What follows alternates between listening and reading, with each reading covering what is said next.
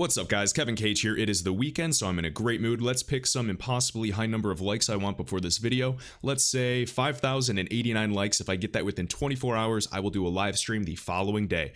That's not going to happen, but I would be so surprised to see that. Anyways, we're going to start off with some basic information and then break it down and apply it to XRP and Ripple. So first things first, across the board, we have 39 firms have applied to offer crypto services under new regulation, says the Dutch Central Bank. Now keep in mind, these banks, these financial institutions, platforms, fintechs, they smell the money. They understand, the fees that they can get by even selling, spot prices and giving a fat spread, just like Coinbase.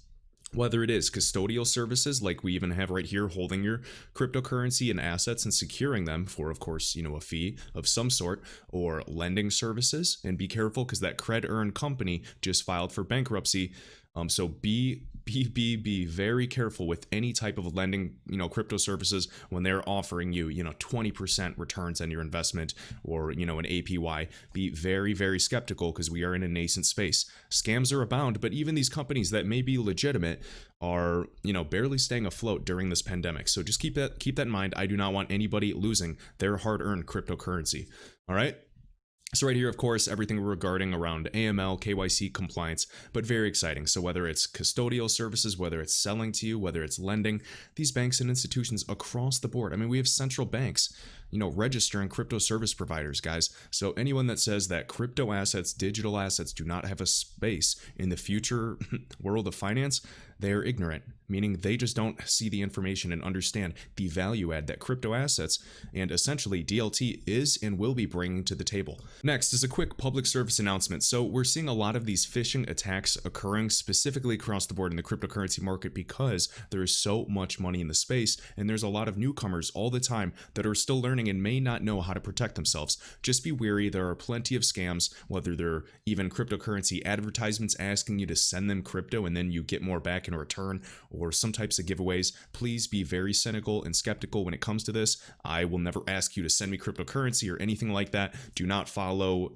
any of the YouTube comments where they give a WhatsApp phone number to text and learn how to trade. Don't fall for that garbage. Same thing for Ledger Nano. So I have several of these wallets as a cold storage version to secure my crypto assets, and the links are in the video description.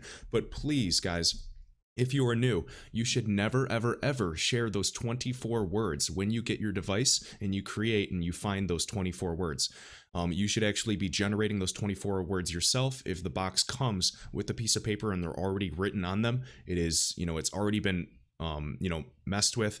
Do not trust it one bit. And now there's companies pretending to be Ledger, the actual company, sending emails and trying to get your words or trying to get you to download malware. And do not click a link. You should only be using the links on the official website. All right, for software updates, for firmware updates. Just wanted to put that out there. Okay.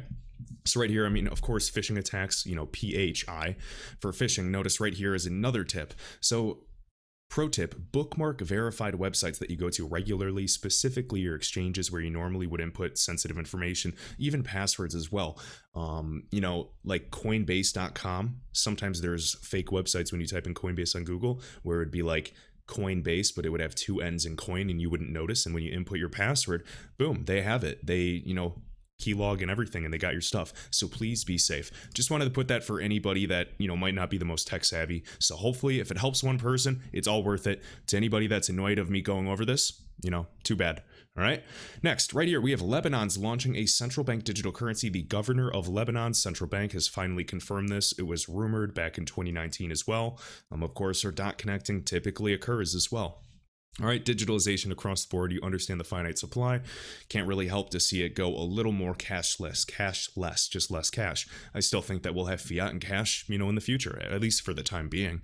All right, so going over this and of course talking a little bit about, crypto assets and the concerns and all this, but just talking about gold as well, that it's an asset that could be liquidated in foreign markets if we face an inevitable, fateful crisis. Well, 2020 has been interesting enough and it's not even over yet. Next, we also have word that Kucoin CEO confirms the recovery of 84% of the hacked funds. I know this happened recently. It scared a lot of people. And if you guys want to follow the CEO, he has a thread on Twitter just going over all of this. And it's really interesting how they're actually able to track everything. Notice via approaches like on-chain tracking, contract upgrade, and judicial recovery. I can't even talk. But anyways, Just like, in 2013, 2011, how the FBI acted like Bitcoin was so secretive and hard to track. It's not. It's all public. If anything, they made it act like it was a privacy coin, so then all the bad actors would actually start utilizing it. It's very easy to track transactions. All right. Now let's talk about the XRP stuff. So right here, Wrath Economan showing this thread, and of course Forte is this gaming platform. We are well aware that Ripple gave them basically a $100 million fund to incorporate the XRP ledger into gaming. So he has a very important thread. I recommend you guys follow him on Twitter if you don't already. And I want to speed through a few points here before moving on and talking about some additional XRP news. So right here, we know Forte building a new economy, a new economic foundation for games, streaming of payments if your kids play Fortnite or you play Fortnite or Apex or any of these games. I think you guys understand how big gaming is, VR, AR, etc. Right here. So they're developing a platform overall, okay? And kind of speeding through this, of course, we know mobile gaming, live streaming, YouTube video consumption is on the rise more than ever before. And notice right here, so it's good news they're addressing existing games with a testnet of about 2.5 million people already. When it breaks, it should help with crypto adoption immediately, including XRP. And please understand, this is a huge focus on XRP. When you go to Ripple X in the website, you can literally say right here, XRP Ledger is at the foundation of this. And at the top, we have the application. So we have XRP Ledger Settlement, meaning you need XRP. All right, gaming, media, payments, songs, art, intellectual property, anything. So just understand the XRP is at the foundation of this entirely.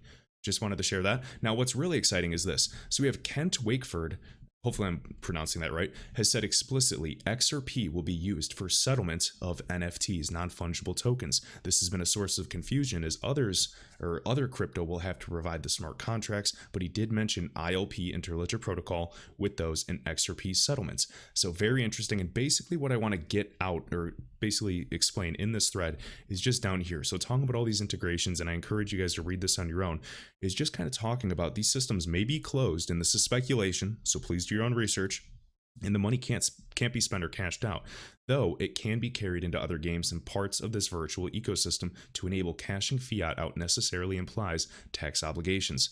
So something really interesting is this. Forte, based off of all of this and these closed networks and interoperability, Forte could actually trap a lot of XRP within these virtual economies, so to speak, their games, which could build up significant pools of XRP, and I think you guys understand what I'm getting at. And right here, which they have an incentive to profit off of as well. So there's going to be many groups, just like Ripple is working hard to develop liquidity and incentivize these market makers to be profitable. It's going to bring so much more attention, even if we start to dabble and get more into the foreign exchange market. Now, what you have to understand about XRP's burn rate that most people don't know is XRP's burn rate is not necessarily to push price upward. It's actually to prevent spam attacks and, protect the network overall from congestion and anything like that. Now, what's interesting is when XRP's burn rate happens, it just makes it ever so slightly statistically more probable for market makers to actually profit by making markets and taking markets for XRP. It's just breakthrough technology, guys, and I'm very excited, and I'm not about to give up right before the fun begins. All right, next up, so we actually have a new Ripple Labs type of trademark we found here, and this is found, I believe, by Jana One Trick. So this is Jana_One Trick. She always finds some great information. So we do know back in the day, of course, Ripple X, Ripple Impact, we know, why am I blanking on it? Overall, just the pay ID and the whole, trademark and stuff. And now Australia had the patent, but it expired, and they're going back and forth. Seems very interesting. So again, PayString has the same symbol as pay ID, all right? Which was filed in June, and you guys can see it right on the direct website of uspto.report. If you want to read more about it, check it out. So we will see what this kind of leads to. I don't know if this is a backup or, has anything to do with the lawsuit in Australia, but time will tell. All right. So now we know that Ripple has announced their regional headquarters in DIFC, of course, in Dubai, which is just a massive financial capital of the world. There's no doubt about it. UAE, we know that Ripple is very, very friendly with the Saudi Arabian Monetary Authority as well. And right here, unlocking UAE Israel trade potential. We understand, exports on the rise, remittance. We can go through this article and kind of go through this as well. Remittances out of the UAE increased last year as digital transfers take off. digitalization is being pushed more than ever. And if we remember that video of Navin Gupta talking about huge percentages, what was it? To send a payment in or out of the UAE, it was I'm gonna lowball it on purpose. I believe it was maybe 7%, but I've seen figures as high as 10%. That is ridiculous. I can't even fathom that. So especially today, as we're entering the Internet of Value, they're doing things to mitigate this. All right.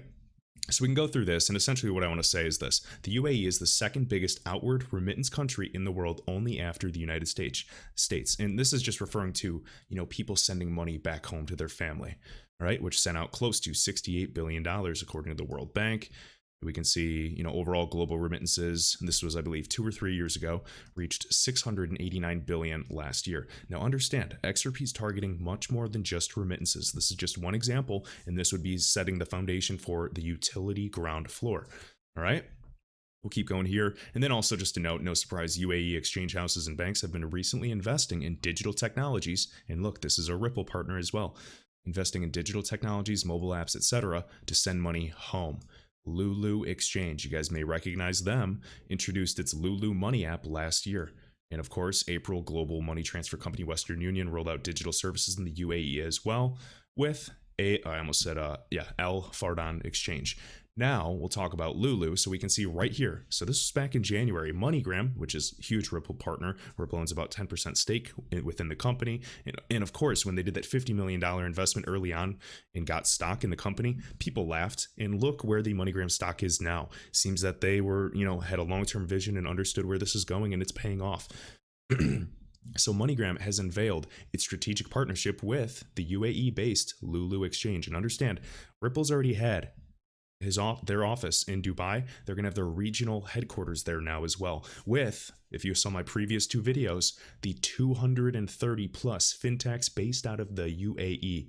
This is going to be absolutely massive. And then if you saw the other previous video of me referring to multi-hop of RippleNet, once again, back from 2018 as well, I think it really puts together a strong picture. All right. So again, Lulu Exchange in a move that will enable it to gain ground in Oman and the APAC markets, Asian Pacific markets. Now, interestingly enough, there's only one thing I wanted to say just to differentiate Lulu Exchange and Lulu Money. Let me just control find right here. So Lulu Exchange's mission to, so right here. In the new Lulu MoneyGram deal, Lulu Money, which is a subsidiary of the exchange, will link MoneyGram's APIs very soon. All right. So very interesting. And of course, there are no coincidences whatsoever. We know that SAMA, the Saudi Arabian Monetary Authority, also is letting Ripple test back in the day with like 15 banks, and they were going to create a sandbox environment. And SAMA actually said, no, you're good. You can go live if you'd like. That is what I'm talking about, friendly jurisdiction and clear-cut regulations. Regulations are rules, but if they are not clear rules of the road of how to navigate payments, Ripple can't really move too well. So that's why they're looking for these friendly jurisdictions. And if the United States or the SEC or the CFTC and any other regulators are sitting on their butts and not giving clarity toward XRP or anything else for that matter, that's really hindering regulation. All right. So just wanted to share, guys, the future is bright for digital assets. We have banks, we have CBDCs being developed, which are last mile settlement, but we still need international settlements with the neutral bridge asset that can what? Reduce and potentially even eliminate the trillions of dollars around the globe sitting there idle, just in case money that is getting hit with inflation, capital costs. It's, it could be being used for new revenue streams. To me, this is just a no-brainer. So across the board, what do we have? We have Warren Buffett also selling $5 billion worth of Apple shares back in September. We have all these people. What was it? The gentleman from Fiserv. We're finding out all kinds of things, just like in 2019 of last year when the sell-off occurred. There are big things happening. I think you guys are just as excited as me, and I just want to get this show on the road. All right, last but not least, guys, if you have not created an iTrustCapital account, highly recommend doing so. You can just poke around. It is free to do so, and the links are in the video description, so you can go right under my video description and go right here. This is one of the smartest moves I've done with an old Roth IRA, an individual retirement account. If you're older and you were recently recently, laid off and you have a 401k that you're able to roll in there, highly recommend it, whether it's Ethereum, XRP, gold, silver, or even potentially Chainlink, and also XLM, which is stellar. All right, so highly recommend checking that out, at least in poking around, because I think it will be very exciting. Because when I am pulling out, say, $3 million in the future out of XRP or any other digital asset, that will be tax-free because it is a Roth IRA, rather than paying 15% or even as high as 40% with short-term capital gains. That makes no sense to me. So this is how somebody with less funds can really make a killing. Hopefully you guys enjoyed, and I will see you in the next video.